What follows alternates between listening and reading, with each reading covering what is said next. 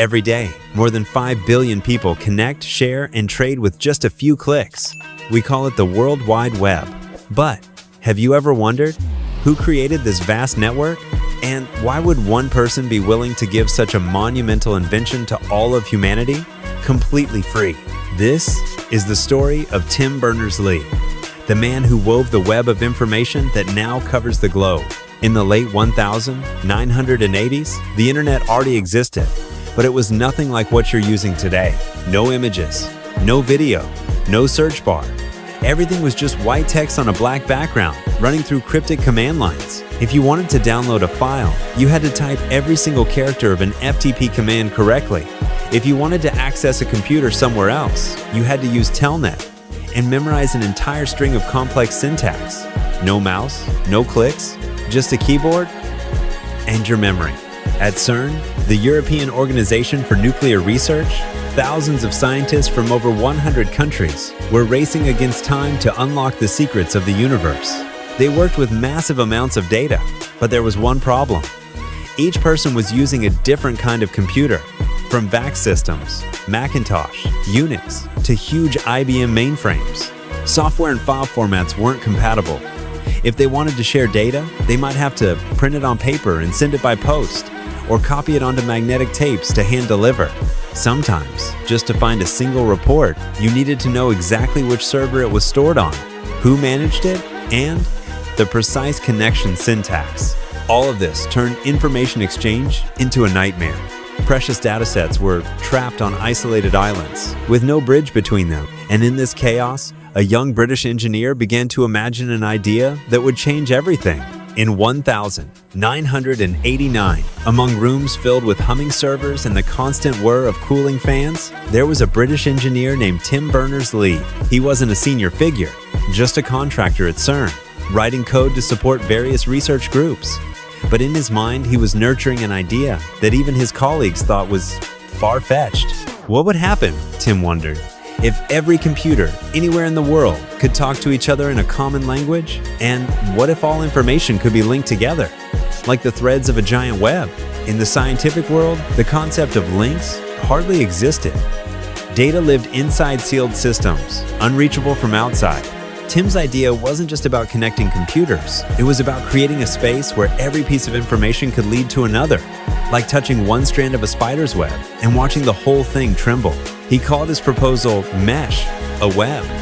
Later, it would become known by a name the whole world now recognizes, the World Wide Web. But to make this concept real, Tim had to invent 3 fundamental building blocks: HTML, hypertext markup language, allowing the creation of pages containing text, images, and most importantly, links to other pages. HTTP, Hypertext Transfer Protocol, enabling computers to exchange data over the network in a standardized way.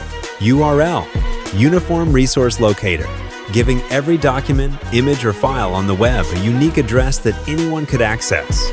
These weren't just programming tools. They were the skeleton of an information ecosystem that had never existed before.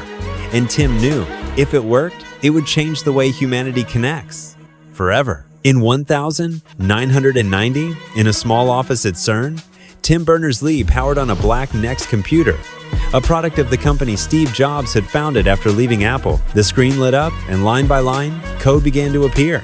With just his own 2 hands in his mind, he wrote World Wide Web, a piece of software that was both the first web browser to view content and the first web editor to create new pages. The first web server in the world, it was this very NeXT computer. On its case, Tim taped a piece of paper with bold letters. This machine is a server for the World Wide Web. Do not power it down. At first, the web was just an internal tool at CERN, a way for scientists to search and share documents more easily. But within months, Tim realized this wasn't just a solution for one research institute. It was a doorway to a global information space. If it stayed inside CERN's walls, it would remain a forgotten convenience. But if it were open to the world, it could transform every profession, every field. From that thought, Tim began a new mission, persuading CERN's leadership to allow the web to be shared with the entire world. A decision he knew, if successful, would be a turning point in human history. April 1993.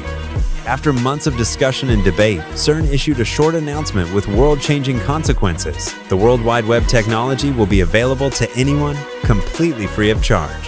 No royalties, no exclusive licenses, no conditions attached. It was a decision made by an organization, but its clearest imprint came from Tim Berners-Lee, the man who refused every opportunity to commercialize his invention. At a time when most tech companies were locking their products behind paywalls to maximize profit, Tim chose the opposite path. The web should be a common resource, a space where everyone can contribute, access, and share freely. That decision opened the door to an unprecedented explosion.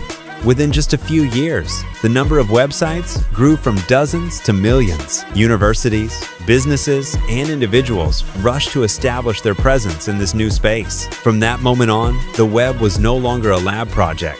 It had become the nervous system of the modern world. Just 1 year after the web was open to the public, the Mosaic browser appeared. Simple, user-friendly, and the first to display images alongside text on the same page. Then came Netscape, bringing the web from labs and universities into homes and offices everywhere. From the foundation Tim Berners-Lee built, an entire new ecosystem emerged. E-commerce, social media, search engines, all of it grew and reshaped how humans work, learn, and communicate. The world honored Tim. Queen Elizabeth II knighted him. The computer science community awarded him the Turing Award, the Nobel Prize of the field. But for Tim, the greatest reward wasn't medals or titles. It was the sight of billions of people, from students in tiny villages to entrepreneurs in bustling cities, connecting, learning, and creating every day on the platform he had brought to life. Still, Tim never harbored illusions.